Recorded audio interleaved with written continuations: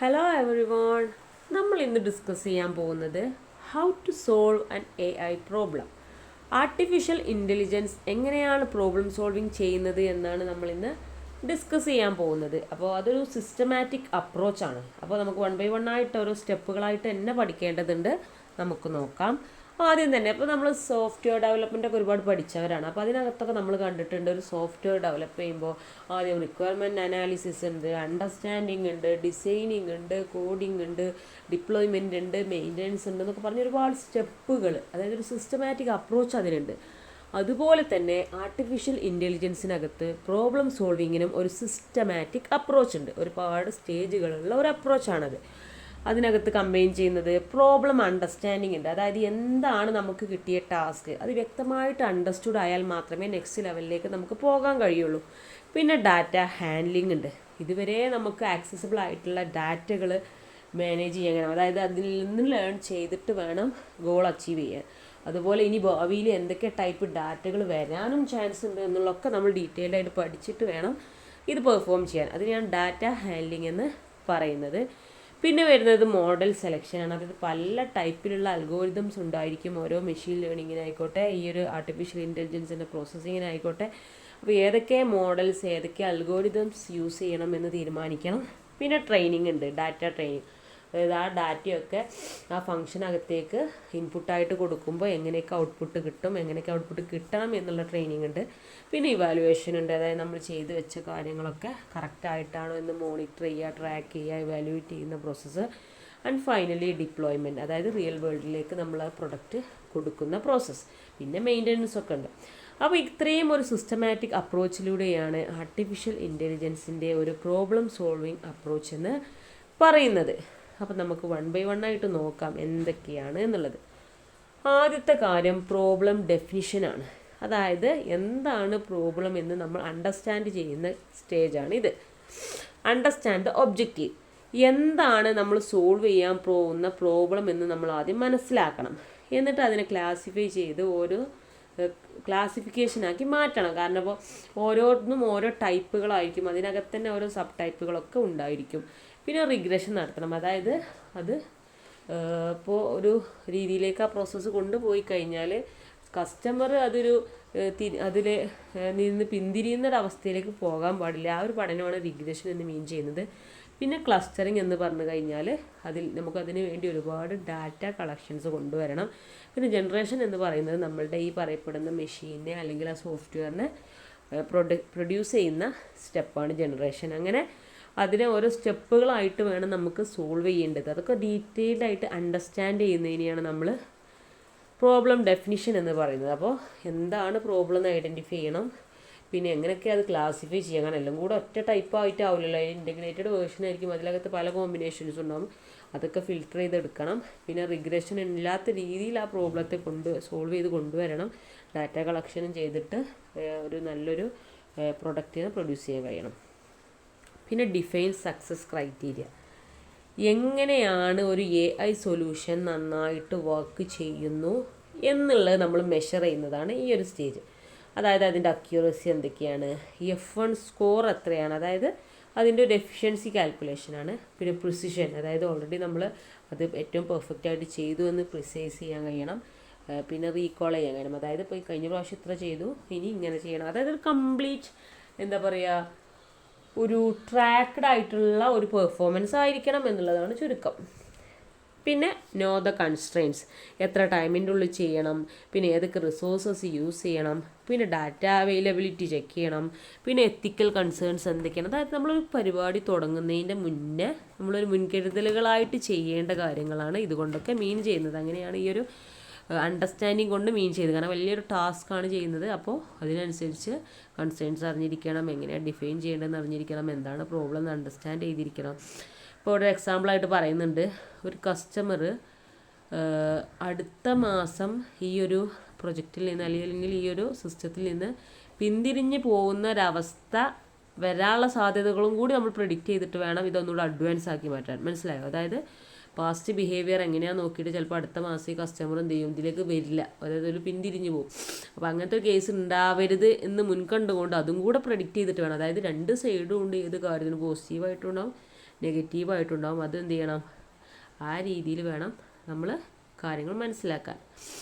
പിന്നെ അടുത്ത point data കളക്ഷനാണ്. അതായത് നമുക്ക് പല രീതിയിലും ഡാറ്റ കളക്ട് ചെയ്യാം. ഫസ്റ്റ് പറയുന്നത് നമ്മൾ സെൻസേഴ്സ് യൂസ് ചെയ്തിട്ട് ഡാറ്റ കളക്ട് ചെയ്യണം. പിന്നെ ആപ്ലിക്കേഷൻ പ്രോഗ്രാമിംഗ് ഇൻ്റർഫേസ് യൂസ് ചെയ്തിട്ട് കളക്ട് ചെയ്യണം. പിന്നെ ഡാറ്റാ ബേസസിലൂടെ കളക്ട് ചെയ്യണം. പിന്നെ വെബ് സ്ക്രാപ്പിംഗ്, അതായത് ഇൻ്റർനെറ്റിൽ നിന്ന് അവൈലബിൾ ആയ ഡാറ്റകളൊക്കെ കളക്ട് ചെയ്യുക. അങ്ങനെ പല സോഴ്സുകളിൽ നിന്നും നമുക്ക് ഡാറ്റ കളക്ഷൻ പോസിബിളാണ്. പിന്നെ ക്വാണ്ടിറ്റി ആൻഡ് ക്വാളിറ്റിയാണ്. അതായത് നമ്മൾ എൻഷുർ ചെയ്യണം നമുക്ക് കിട്ടിയ അല്ലെങ്കിൽ അവൈലബിൾ ആയിട്ടുള്ള ഡാറ്റ ഏറ്റവും ക്വാളിറ്റി ഉള്ളതാണ്, അതുപോലെ തന്നെ അത്യാവശ്യം ക്വാണ്ടിറ്റിയിലും നമുക്ക് ചെയ്യാൻ പറ്റിയിട്ടുണ്ടെന്ന് കൺഫേം ചെയ്യണം.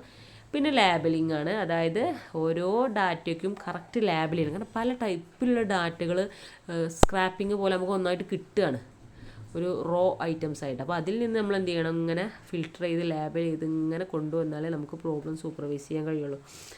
Collect historical customer data with churn labels. എക്സാമ്പിളായിട്ട് പറയുന്നതാണ്. അതായത് പോസിറ്റീവായിട്ടും നെഗറ്റീവായിട്ടുമുള്ള ഹിസ്റ്റോറിക്കൽ കസ്റ്റമർ ഡാറ്റയും കൂടി നമ്മൾ കളക്ട് ചെയ്യണം. ഒന്നും നമ്മൾ വെറും ഒരു സൈഡ് മാത്രമേ ഇതിനുണ്ടാവുള്ളൂ എന്ന് തെറ്റിദ്ധരിക്കരുത്, രണ്ട് സൈഡിലും പോസിബിളാണ്. പിന്നെ ഡാറ്റ പ്രിപ്പറേഷനാണ്. അതായത് പ്രീ പ്രോസസ്സിങ് എന്ന് പറയാം. ഇതിനകത്ത് ഒന്നാമത്തെ കാര്യം ക്ലീനിങ് ആണ്. അപ്പോൾ നമുക്ക് കിട്ടിയ ഡാറ്റയിൽ നിന്ന് ഡ്യൂപ്ലിക്കേറ്റ്സ് ഒക്കെ ഉണ്ടെങ്കിൽ അത് റിമൂവ് ചെയ്യുക. യുണീക്കായിട്ടുള്ള ഡാറ്റ മതിയല്ലോ, വെറുതെ നമ്മുടെ ടൈമും എനർജിയും ഒന്നും വേസ്റ്റ് ആക്കേണ്ട ആവശ്യമില്ല.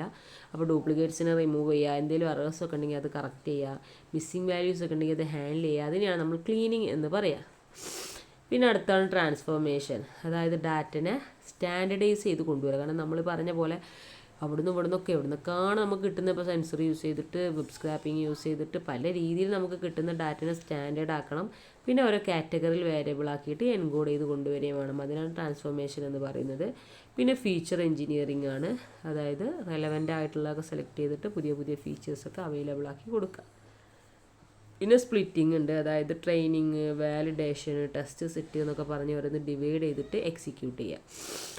എക്സാമ്പിളായിട്ട് പറയുന്നുണ്ട് കസ്റ്റമർ ആക്ടിവിറ്റി ഫീച്ചേഴ്സിനെയൊക്കെ നോർമലൈസ് ചെയ്ത് കൊണ്ടുവരിക. അതിനെ വൺ ഹോട്ട് എൻകോഡ് റീജിയൻസ് എന്നൊക്കെ പറയും.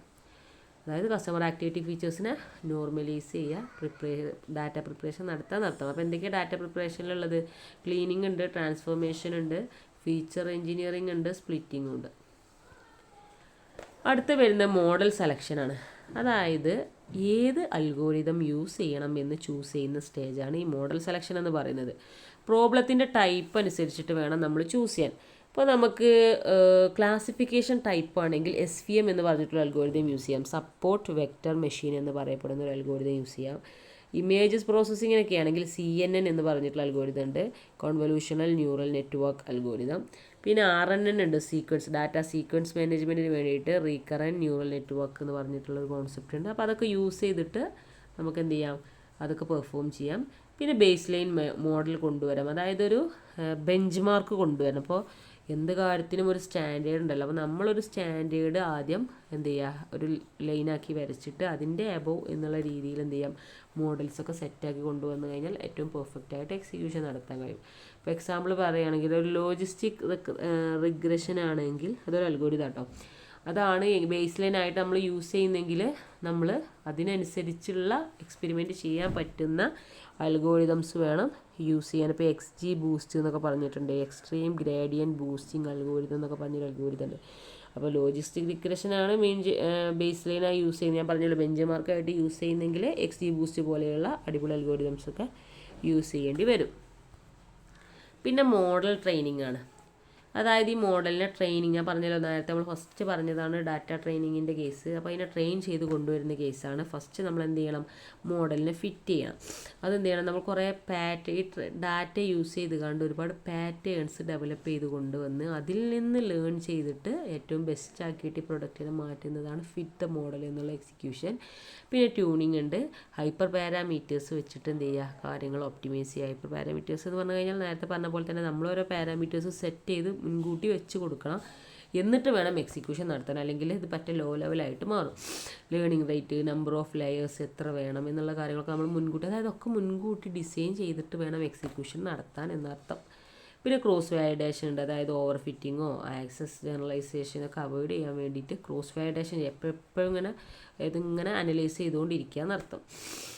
എക്സാമ്പിളായിട്ട് നമുക്ക് ഗ്രിഡ് സെർച്ച് യൂസ് ചെയ്യാം, അല്ലെങ്കിൽ റാൻഡം സെർച്ച് യൂസ് ചെയ്യാം. Four tuning hyper parameters set ചെയ്യാൻ വേണ്ടിയിട്ട് ചില അൽഗോരിതംസൊക്കെ അവർ സജസ്റ്റ് ചെയ്യുന്നുണ്ട്, ഗ്രിഡ് സെർച്ച്, റാൻഡം സെർച്ച് എന്ന് പറഞ്ഞിട്ട്.